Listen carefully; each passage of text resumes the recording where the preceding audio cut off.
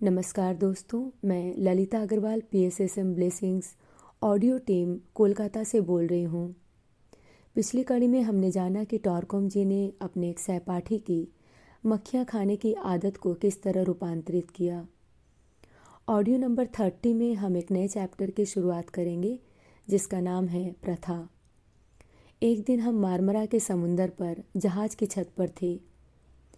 इस जगह की एक घटना मुझे हमेशा याद रहती है। एक औरत ने मेरी माँ से समुंदर में कुछ सिक्के फेंकने को कहा और मेरी माँ ने, जो पहले से ही एक निश्चित राशि अपने पास रखी थी, समुंदर में फेंक दी। जब मैंने अपनी मम्मी से इसका कारण पूछा तो उन्होंने कहा, यह एक प्रथा है। जब भी नए लोग इस शहर में आते हैं उन्हें कुछ पैसे समुंदर में फेंकने चाहिए ताकि हम में से कोई भी समुंदर में न डूबे, वर्तमान या भविष्य में।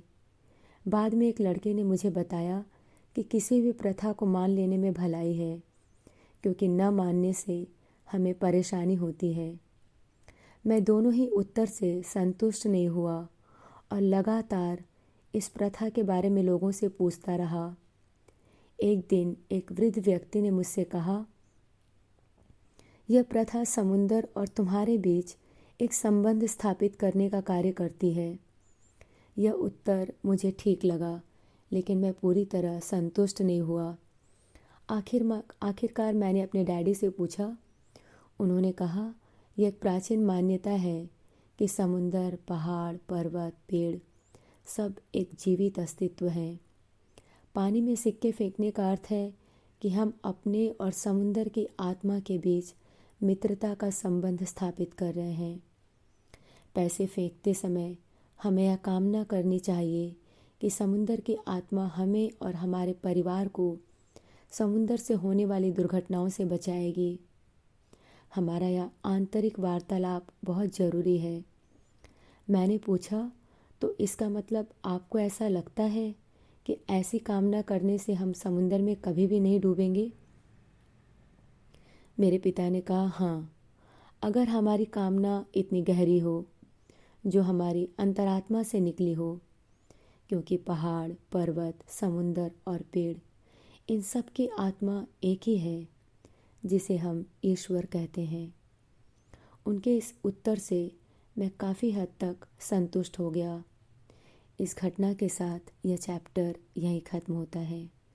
हम एक नए चैप्टर की शुरुआत करेंगे जिसका नाम है फार्मेसी।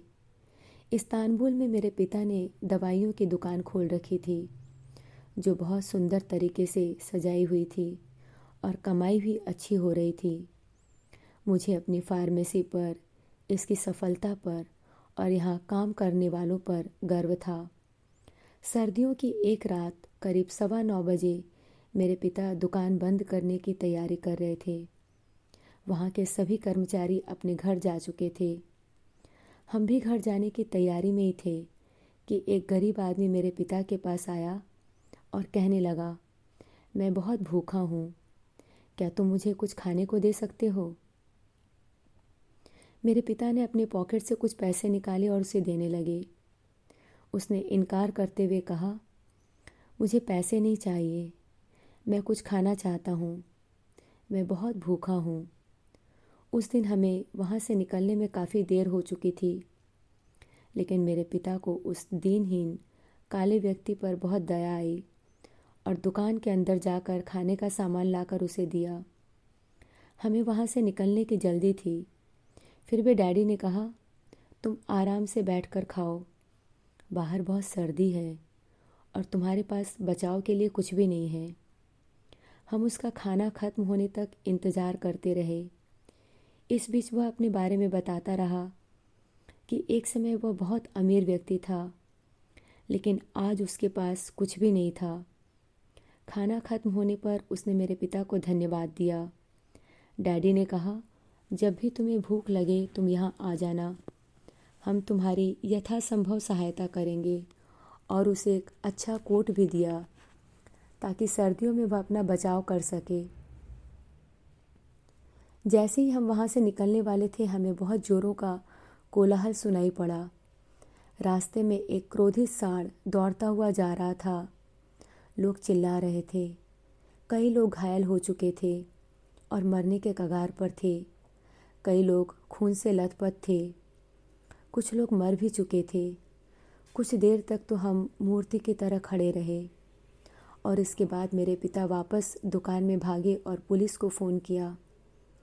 हमारे 3 पड़ोसी जिन्होंने उसी समय दुकान बंद की थी और वहाँ से निकल पड़े थे, सभी उस सांड द्वारा मारे जा चुके थे।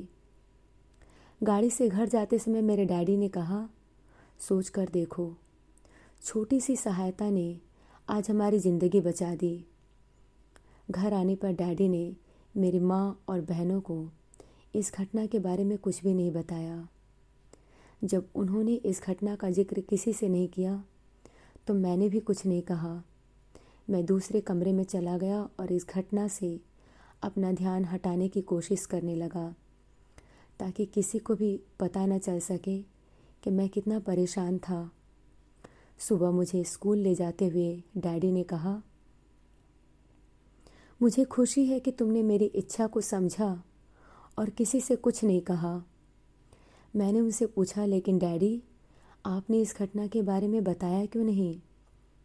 मम्मी बहुत परेशान हो रही थी।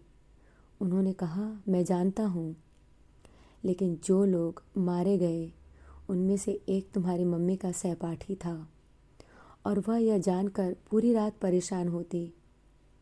इस तरह की बुरी खबरों को कभी भी फैलाना नहीं चाहिए, विशेषकर रात के वक्त। आज उन्हें किसी न किसी माध्यम से पता चल ही जाएगा। एक दूसरी घटना जो हमारी फार्मेसी से संबंधित है वह यह कि एक दिन 5 बजे एक महिला अच्छे कपड़ों में और अच्छी तरह बोलने वाली हमारी दुकान में आई। मैं उस समय अपनी पढ़ाई कर रहा था। उसने मेरे पिता के बारे में पूछना शुरू किया। मैं दुकान के अंदर जाकर उन्हें बुला कर ले आया। मेरे पिता ने कहा, हाँ सिस्टर, मैं आपके लिए क्या कर सकता हूँ? उसने मेरे पिता को एक प्रिस्क्रिप्शन दिया जिसे पढ़कर मेरे पिता गंभीर हो गए। उन्होंने उससे पूछा, जब तक दवाइयाँ तैयार हो क्या तुम इंतज़ार कर सकती हो? उसने कहा, मैं करना चाहती हूँ, लेकिन ऐसा कहते ही वह फूट फूट कर रोने लगी और कहने लगी, मेरा बेटा बहुत बीमार है और उसे इन दवाइयों की ज़रूरत है, लेकिन मेरे पास पैसे नहीं हैं। मेरे पिता करुणा से भर गए। दवाइयाँ बनाने में देर न लगे इस वजह से उन्होंने प्रिस्क्रिप्शन के नीचे कुछ लिखकर उसे बगल की दूसरी दुकान में भेज दिया, जहाँ उसे सारी दवाइयाँ मिल गई। दवाइयों के पैसे पूछने पर दुकानदार ने कहा, इसके पैसे चुका दिए गए हैं। हम तुम्हारे बेटे के अच्छे स्वास्थ्य की कामना करते हैं। वह औरत असीम संतुष्टि के साथ दुकानदार को धन्यवाद देती हुई चली गई। मैंने जिज्ञासापूर्वक उस दुकानदार से पूछा, क्या दवाइयाँ बहुत महंगी थी? उसने कहा, बहुत। इस तरह की दवाइयाँ हम कभी भी बिना पैसे लिए नहीं देते, लेकिन तुम्हारे पिता बहुत उदार हैं। मैंने जब अपने पिता से इस बारे में पूछा तो उन्होंने कहा, एक इंसान की ज़िंदगी में कुछ पैसों से ज़्यादा महत्वपूर्ण है एक ज़िंदगी।